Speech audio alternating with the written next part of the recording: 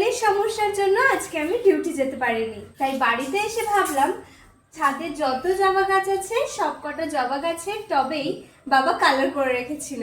তো আমি ভাবলাম যে সব কটাতে কলকা ডিজাইন করব। বাবা যখন যত্ন করে টবগুলোতে নীল রঙের প্রলেপ বুলিয়ে দিয়েছিল তখনই মনের কোণে একটা ইচ্ছে জাগলো, বাঙালিয়ানার মিষ্টি একটা ছোঁয়া দিলে কেমন হয়। তাই তুলি হাতে বসে পড়লাম সাদা রঙের কলকা আঁকতে। বাবার ভালোবাসায় তো ফুলগুলো ফোটেই, আর আমার এই ছোট্ট ছোট্ট আঁকিবুকি যেন এই ভালোবাসাকে আরো একটু সুন্দর করে তোলে। ভালোবাসার বাগান এইভাবেই গড়ে তুলতে হয়। জবা ফুলের রং আর টবের এই কলকার সৌন্দর্য দুটো মিলে যেন টবগুলো পুরো বদলে গেল। সত্যি বলতে রূপটা শুধু তুলির টানে বা গাছের ফুলেই ফুটে ওঠে না, ফোটে পরিবারের ভালোবাসায়। একটি সুন্দর পরিবার ঠিক একটি ছিমছাম বাগানের মতোই। সেখানে শুধু ফুল ফুটলেই চলে না, ঘরের প্রতিটি কোণ, প্রতিটি ছোট ছোট জিনিস যখন ঘরের সবাই মিলে ভালোবেসে গুছিয়ে রাখে তখন সেই ঘরটাই হয়ে ওঠে শান্তির নীড়। কেমন লাগলো বাবার আর আমার এই ছোট্ট যুগলবন্দি জানাতে ভুলো না কিন্তু।